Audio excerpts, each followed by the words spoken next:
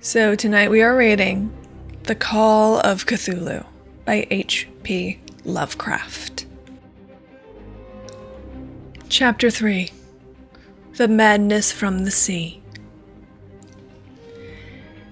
If heaven ever wishes to grant me a boon, it will be a total effacing of the results of a mere chance which fixed my eye on a certain stray piece of shelf paper. It was nothing on which I would naturally have stumbled in the course of my daily round, for it was an old number of an Australian journal, Sydney Bulletin for April 18th, 1925.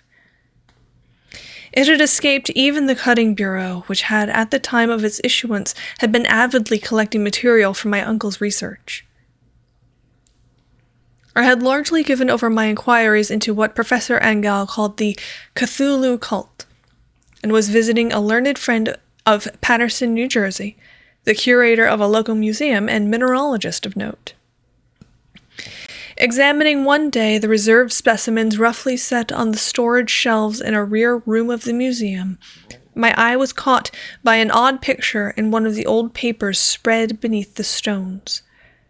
It was the Sydney Bulletin I have mentioned, for my friend has wide affiliations in all conceivable foreign parts, and the picture was a half-tone cut of a hideous stone image, almost identical with that which Legrassi had found in the swamp.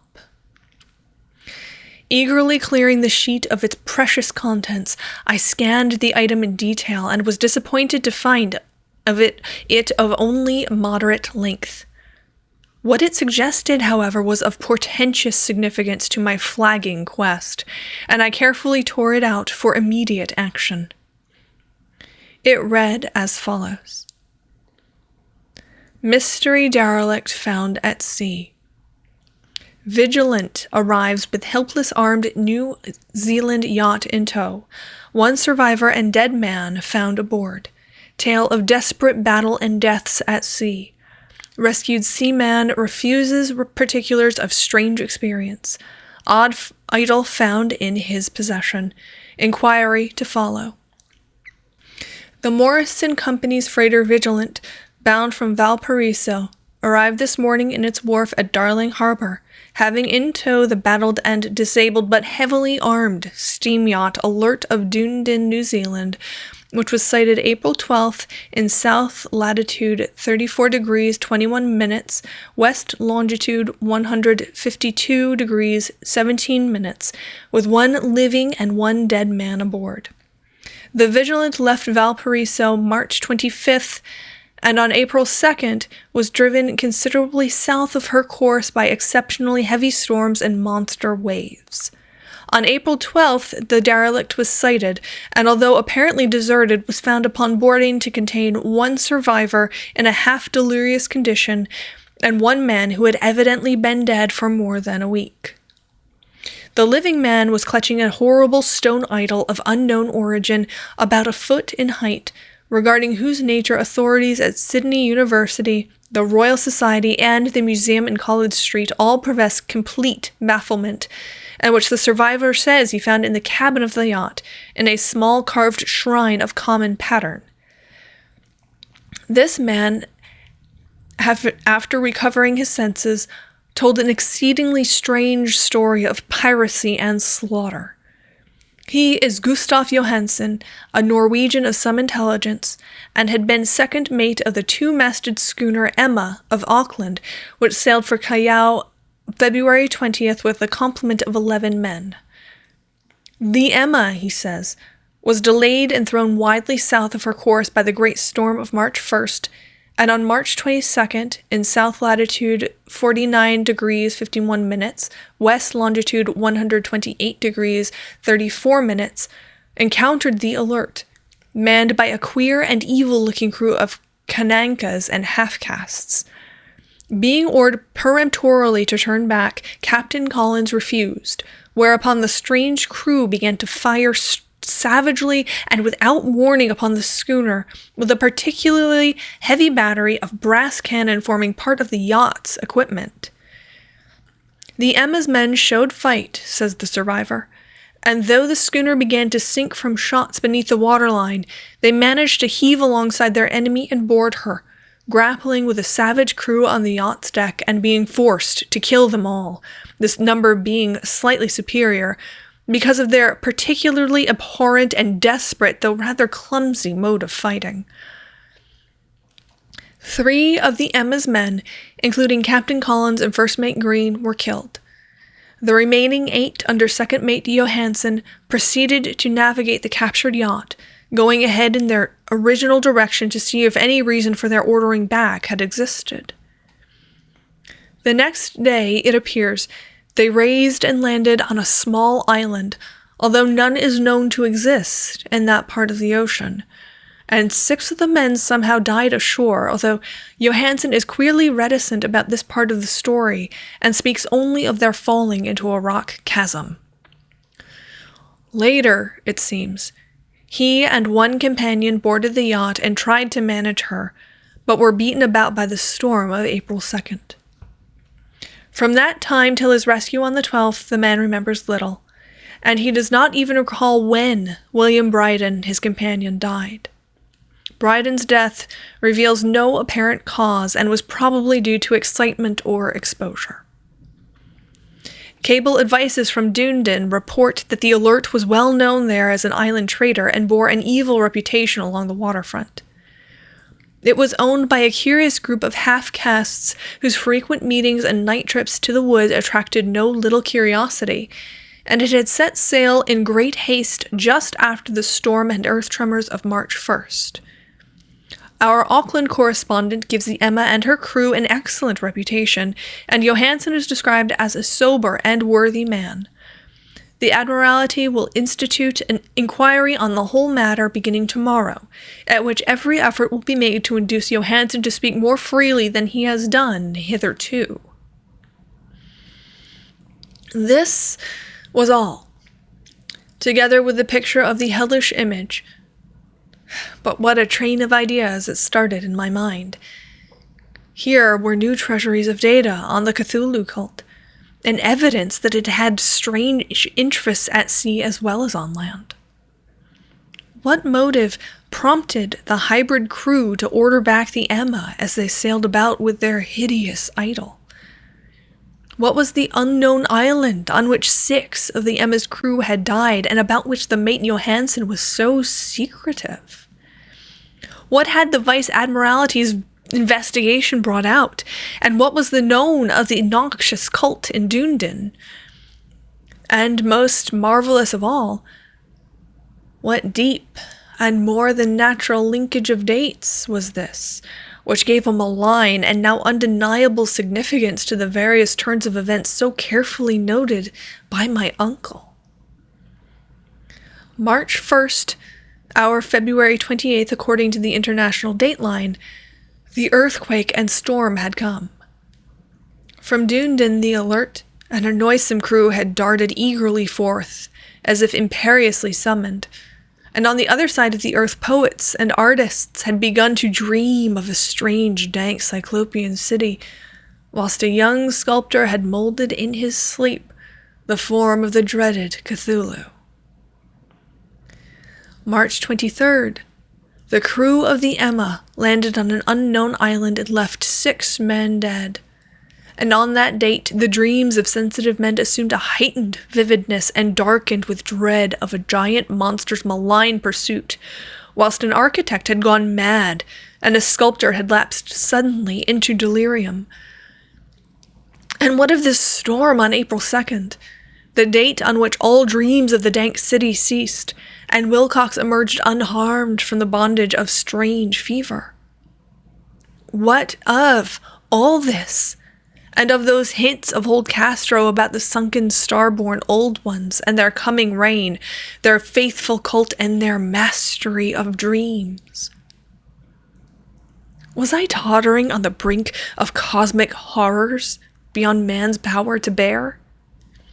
If so, they must be horrors of the mind alone, for in some way the 2nd of April had put a stop to whatever monstrous menace had begun its siege of mankind's soul. That evening, After a day of hurried cabling and arranging, I bade my host adieu and took a train for San Francisco. In less than a month, I was in Dunedin, where, however, I found that little was known of the strange cult members who had lingered in the old sea taverns. Waterfront scum was far too common for special mention, although there was vague talk about one inland trip these mongrels had made, during which faint drumming and red flame were noted on the distant hills. In Auckland, I learned that Johansen had returned with yellow hair turned white, after a perfunctory and inconclusive questioning at Sydney, and had thereafter sold his cottage in West Street and sailed with his wife to his old home in Oslo. Of his stirring experience, he would tell his friends no more than he had told the Admiralty officials, and all they could do was to give me his Oslo address. After that, I went to Sydney and talked profitlessly with seamen and members of the Vice Admiralty Court. I saw the Alert, now sold and in commercial use at the Circular Quay in Sydney Cove, but gained nothing from its non-committal bulk. The crouching image with its cuttlefish head, dragon body, scaly wings, and hieroglyphed pedestal was preserved in the museum at Hyde Park, and I studied it long and well, finding it a thing of balefully exquisite workmanship, and with the same utter mystery, terrible antiquity, and unearthly strangeness of the material which I noted in Legrassi's smaller specimen. Geologists, the curator told me, had found it a monstrous puzzle, for they vowed that the world held no rock like it. Then I thought with a shudder of what old Castro had told Legrassi about the primal great ones. They had come from the stars, and had brought their images with them. Shaken with such a mental revolution as I have never before known, I now resolved to visit Mate Johansen in Oslo. Sailing for London, I re-embarked at once for the Norwegian capital, and one autumn day landed at the trim wharves in the shadow of the Eggenberg. Johansen's address, I discovered, lay in the old town of King Harald Haraldra, which had kept alive the name of Oslo during all the centuries that the greater city masqueraded as Christiania. I made the brief trip by taxicab, and knocked with a palpitant heart at the door of a neat and ancient building with plastered front. A sad-faced woman in black answered my summons, and I was stung with disappointment when she told me in halting English that Gustav Johansen was no more. He had not long survived his return, said his wife, for the doings at sea in 1925 had broken him. He had told her no more than he had told the public, but had left a long manuscript of technical matters, as he said, written in English, evidently in order to safeguard her from the peril of casual perusal. During a walk through a narrow lane near the Gothenburg dock, a bundle of papers falling from an attic window had knocked him down.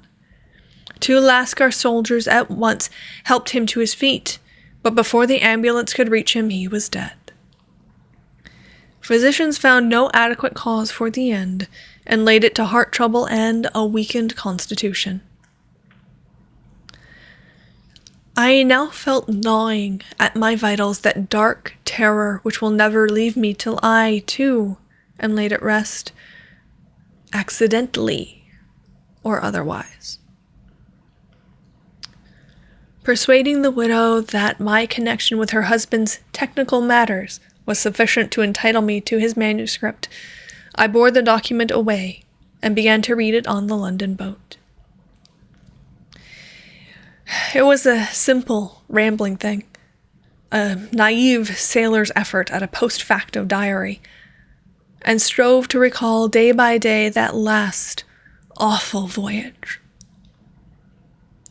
I cannot attempt to transcribe it verbatim in all its cloudiness and redundance, but I will tell it just enough to show why the sound of the water against the vessel's side became so unendurable to me that I stopped my ears with cotton.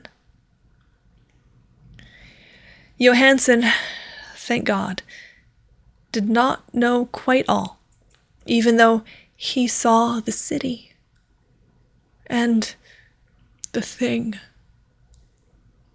But I shall never sleep calmly again when I think of the horrors that lurk ceaselessly behind life in time and in space, and of those unhallowed blasphemies from elder stars which dream beneath the sea, known and favored by a nightmare cult, ready and eager to loose them on the world whenever another earthquake shall heave their monstrous stone city again to the sun and air.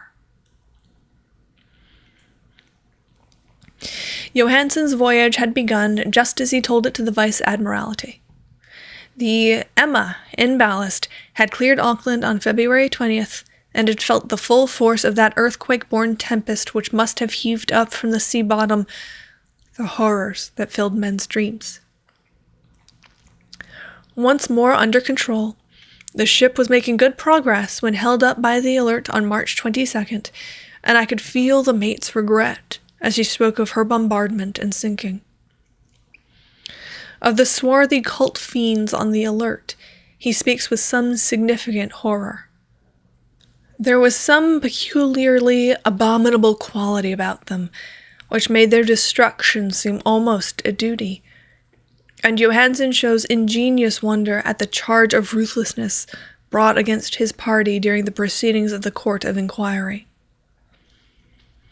Then, driven ahead by curiosity in their captured yacht under Johansen's command, the men sight a great stone pillar sticking out of the sea, and in south latitude 47 degrees 9 minutes, west longitude 126 degrees 43 minutes, come upon a coastline of mingled mud, ooze, and weedy cyclopean masonry, which can be nothing less than the tangible substance of the earth's supreme terror, the nightmare corpse city of R'lyeh, that was built in measureless eons behind history by the vast, loathsome shapes that seeped down from the dark stars.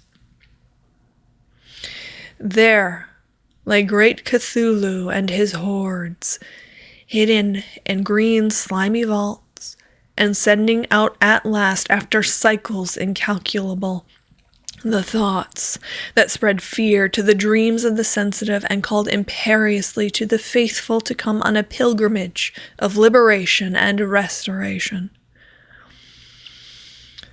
All of this Johansen did not suspect, but God knows he soon saw enough. I suppose that only a single mountaintop, the hideous monolith-crowned citadel whereon great Cthulhu was buried, actually emerged from the waters. When I think of the extent of all that may be brooding down there, I almost wish to kill myself forthwith.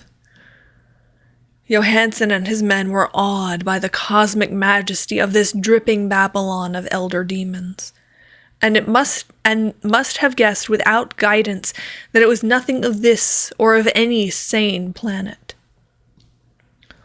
Awe at the unbelievable size of the greenish stone blocks, at the dizzying height of the great carven monolith, and at the stupefying identity of the colossal statues and bas-reliefs with the queer image found in the shrine on the Alert, is poignantly visible in every line of the mate's frightened description.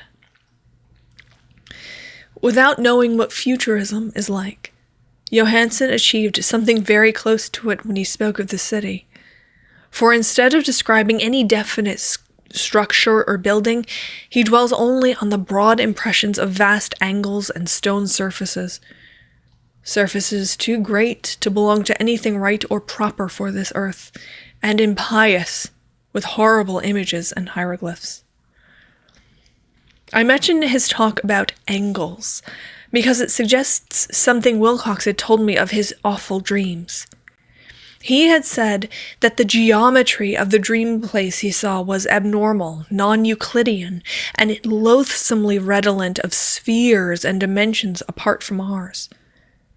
Now, an unlettered seaman felt the same thing whilst gazing at the terrible reality. Johansen and his men landed at a sloping mud bank on this monstrous acropolis, and clambered slippery up over tightened, oozy blocks which could have been no mortal staircase. The very sun of heaven seemed distorted when viewed through the polarizing miasma welling out from this sea-soaked perversion, and twisted menace and suspense lurked leeringly in those crazily effusive angles of carven rock where a second glance showed concavity after the first showed convexity. Something very like fright had come over all the explorers before anything more definite than rock and ooze and weed was seen. Each would have fled had he not feared the scorn of the others, and it was only half-heartedly that they searched, vainly, as it proved, for some portable souvenir to bear away. It was Rodriguez the Portuguese who climbed at the foot of the monolith and shouted of what he had found. The rest followed him, and looked curiously at the immense carved door with the now familiar squid dragon bas-relief. It was, Johansen said, like a great barn door, and they all felt that it was a door because of the ornate lintel, threshold, and jambs around it, though they could not decide whether it lay flat like a trapdoor or slantwise like an outside cellar door. As Wilcox would have said, the geometry of the place was all wrong. One could not be sure that the sea and the ground were horizontal, hence the relative position of everything else seemed phantasmally variable. Bryden pushed at the stone in several places without result. Then Donovan felt over it delicately around the edge, pressing each point separately as he went. He climbed interminably along the grotesque stone molding. That is, one would call it climbing if the thing was not, after all, horizontal. And the men wondered how any door in the universe could be so vast. Then, very softly and slowly, the acre great panel began to give inward at the top, and they saw that it was balanced. Donovan slid or somehow propelled himself down along the jamb and rejoined his fellows, and everyone watched the queer recession of the monstrously carven portal. In this fantasy of prismatic distortion, it moved anomalously in a diagonal way, so that all the rules of matter and perspective seemed upset. The aperture was black, with a darkness almost material. The tenebrousness was indeed a positive quality, for it obscured such parts of the inner walls as ought to have been revealed, and actually burst forth like smoke from its eon-long imprisonment, visibly darkening the sun as it slunk away into the shrunken and gibbous sky on flapping membranous wings. The odor arising from the newly opened depths was intolerable, and at length the quick-eared Hawkins thought he heard a nasty slopping sound down there. Everyone listened, and when everyone was listening still, when it lumbered slobberingly into sight, and gropingly squeezed its gelatinous green immensity through the black doorway into the tainted outside air of that poisoned city of madness. Poor Johansen's handwriting almost gave out when he wrote of this. Of the 6 men who never reached the ship, he thinks 2 perished of pure fright in that accursed instant. The thing cannot be described. There is no language for such abysms of shrieking and immemorial lunacy, such eldritch contradictions of all matter, force, and cosmic order. A mountain walked or stumbled. God, what wonder that across the earth a great architect went mad, and poor Wilcox raved with fever in that telepathic instant. The thing of the idols, the green, sticky spawn of the stars, had awakened to claim his own. The stars were right again, and what an age-old cult had failed to do by design, a band of innocent sailors had done by accident.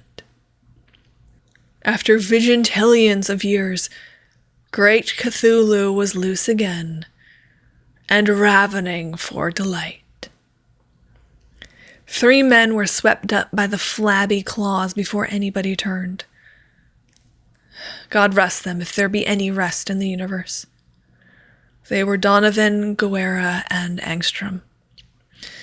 Parker slipped as the other 3 were plunging frenziedly over endless vistas of green-crusted rock to the boat, and Johansen swears he was swallowed up by an angle of masonry which shouldn't have been there, an angle which was acute, but behaved as if it were obtuse. So only Bryden and Johansen reached the boat, and pulled desperately for the alert as the mountainous monstrosity flopped down the slimy stones and hesitated, floundering at the edge of the water. Steam had not been suffered to go down entirely, despite the departure of all hands for the shore, and it was the work of only a few moments of feverish rushing up and down between the wheels and engines to get the alert underway. Slowly, amidst the distorted horrors of that indescribable scene, she began to churn the lethal waters, whilst on the masonry of that charnel shore that was not of earth, the Titan thing from the stars slavered and gibbered like Polypheme cursing the fleeing ship of Odysseus. Then, bolder than the storied Cyclops, great Cthulhu slid greasily into the water, and began to pursue with vast wave-raising strokes of cosmic potency. Bryden looked back and went mad, laughing shrilly as he kept on laughing at intervals till death found him one night in the cabin, whilst Johansen was wandering deliriously. But Johansen had not given out yet. Knowing that the thing could surely overtake the alert until steam was fully up, he resolved on a desperate chance, and setting the engine for full speed ran lightning-like on deck and reversed the wheel. There was a mighty eddying and foaming in the noisome brine, and as the steam mounted higher and higher, the brave Norwegian drove his vessel head-on against the pursuing jelly, which rose above the unclean froth like the stern of a demon galleon. The awful squid head with writhing feelers came nearly up the bowsprit of the sturdy yacht, but Johansen drove on relentlessly. There was a bursting, as of an exploding bladder, a slushy nastiness as of a cloven sunfish, a stench as of 1,000 open graves, and a sound that the chronicler would not put on paper. For an instant, the ship was befouled by an acrid and blinding green cloud, and then there was only a venomous seething astern, where, God in heaven, the scattered plasticity of that nameless sky spawn was nebulously recombining in its hateful original form, whilst its distance widened every second as the alert gained impetus from its mounting steam. That was all. After that, Johansen only brooded over the idol in the cabin and attended to a few matters of food for himself and the laughing maniac by his side. He did not try to navigate after the first bold flight, for the reaction had taken something out of his soul. Then came the storm of April 2nd, and a gathering of the clouds about his consciousness. There is a sense of spectral whirling through liquid gulfs of infinity, of dizzying rides through reeling universe on a comet's tail, and of hysterical plunges from the pit to the moon, and from the moon back again to the pit, all livened by a cachinnating chorus of the distorted, hilarious elder gods and the green bat-winged mocking imps of Tartarus. Out of that dream came rescue. The Vigilant, the Vice-Admiralty Court, the streets of Dunedin, and the long voyage back home to the old house by the Eggenberg. He would not tell. They would not think him mad. He would write of what he knew before death came, but his wife must not guess. Death would be a boon if only it could blot out the memories. That was the document I read, and now I have placed it in the tin box beside the bas-relief and the papers of Professor Angel.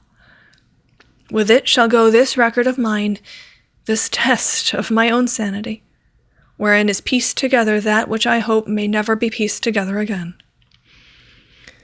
I have looked upon all that the universe has to hold of horror, and even the skies of spring and the flowers of summer must ever afterward be poison to me. But I do not think my life will be long. As my uncle went, as poor Johansen went, so I shall go. I know too much, and the cult still lives.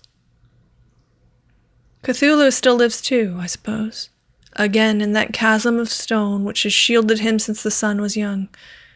His accursed city is sunken once more, for the Vigilant sailed over the spot after the April storm, but his ministers on earth still bellow and prance and slay around idol-capped monoliths and lonely places. He must have been trapped by the sinking whilst within his black abyss, or else the world would by now be screaming with fright and frenzy. Who knows the end? What has risen may sink, and what has sunk may rise. Loathsomeness waits and dreams in the deep, and decay spreads over the tottering cities of men.